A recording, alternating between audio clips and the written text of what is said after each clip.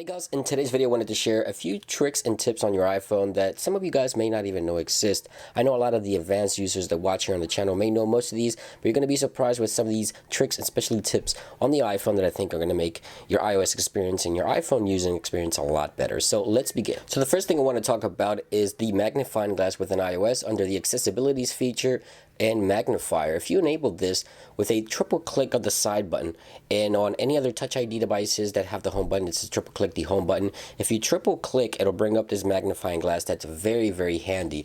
Now you can use it to see things like letters that are this small, like are very hard to see if you have a trouble seeing, and this really helps you see things a lot better. As you can see here, I'm going to put it in a frame. It's very useful too with an iOS that not a lot of people know exists. You can also lock individual settings, add a flash if you need a flash if it's late at night. You can also add filters in case you need filters, and you can also do invert colors if you have problems with detecting different colors in your vision. So it has a lot of utilities and it's very useful, especially for those very, very small text as with the ones on the back of this iPhone here. So you guys have it. The first one is the magnifying glass in iOS. So there's actually been some instances where people are typing something and know about the shake to undo, and then they say, dang, I didn't mean to delete that whole paragraph. That was an accident. And I say, well, you just shake your iPhone again and redo. A lot of people know about the shake to undo, but don't know about the shake to redo. So it's kind of interesting to see that happen, and I bring this up because it recently happened, and that's also something you can do on your iPhone. Now, this next one's been around for quite some time, but believe it or not, a lot of people seem to not know exists, because I've seen people typing online different tweets and different Facebook posts without the proper accents on letters, and that's going to be accents on the letters. If you tap and hold, you get the your accents on letters. Let's say if you're typing the name Jose, you tap and hold and give that accent on the letter E as it should be, and that is how it's pronounced. Now the reason I bring this up is sort of a funny story. I was reading some posts online, and in Spanish when you say happy birthday, it's spelled feliz cumpleaños, and then if you don't have the squiggly line there above the N, it turns into a different word, a completely different word. For those who speak Spanish know what I mean. So you have to have that accent on top of the letters so that you know you're spelling this stuff properly. So that's one of the things I wanted to bring up, because I've seen so many posts online without accented characters coming from iOS devices, and it's telling me some people don't know how to use them. Tap and hold, tap and hold. Here's a really cool pro tip. When you go to your camera application, if you use the panoramic mode, a lot of people use panoramic just right, left to right, but you can also use panoramic from the bottom to the top, and it gives you so many awesome pictures. Here's some examples on what vertical panoramic can do. Here's an image with the vertical panoramic. Here's the standard image. Panoramic vertical, standard. Here's another one. Vertical panoramic, standard. Gives you just so much more of the image that you're taking. And again, this is using panoramic mode in the vertical way, so just from the bottom to the top. It's a really cool tip. Try it out if you want to take a picture of a building or maybe a large tree or a tall tree. This is going to come in handy because the images that you're going to get are just going to be that much taller, and it also makes for great wallpapers as well. If you take the photo vertically, it just fills more of the screen and you get a really awesome wallpaper. As a matter of fact, I just took this picture earlier there using that vertical panoramic mode, and if I use this as a wallpaper, I think it's going to look really cool. So I'm just going to do that and take a look at the amazing wallpaper I can get using that. So it's pretty awesome. Check it out. One of my favorite features about Face ID and Touch ID, it's going to be the autofill for Safari. So I'll show you that here in a second.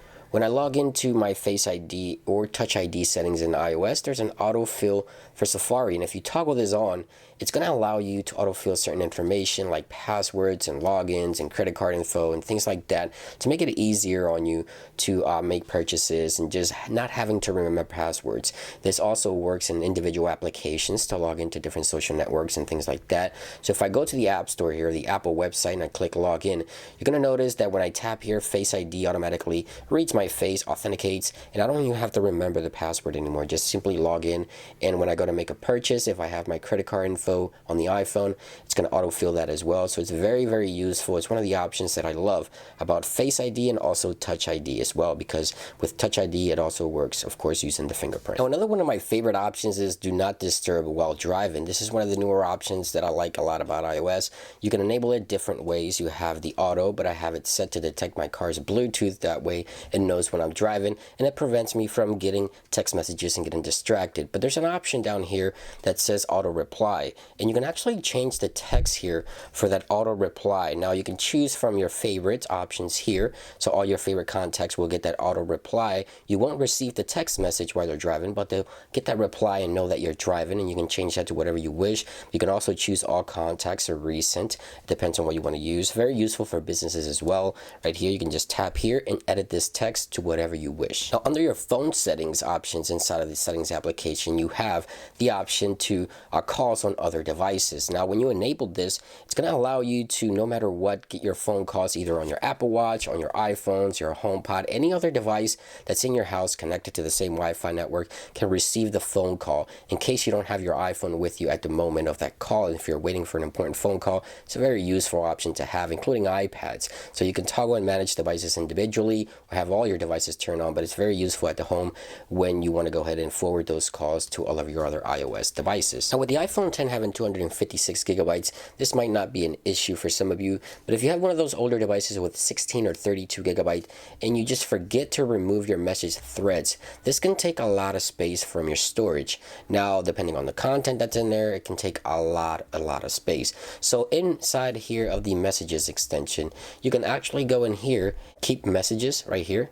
This option allows you to, every 30 days, get rid of the messages in your device so you don't have to worry about deleting them. I've seen a lot of people that run out of space, and I always tell them to try deleting some of the message threads that you don't really use, and try deleting your photos and your photos trash can as well, because a lot of people forget some of those options are available. But deleting message thread within 30 days without you having to do it yourself, it comes very handy for those of you who tend to forget. So there you guys have it. I hope you guys enjoyed the video. These are some of the tips that I wanted to share with you guys. I hope you guys found the video helpful, and I'll see you on the next one. Peace.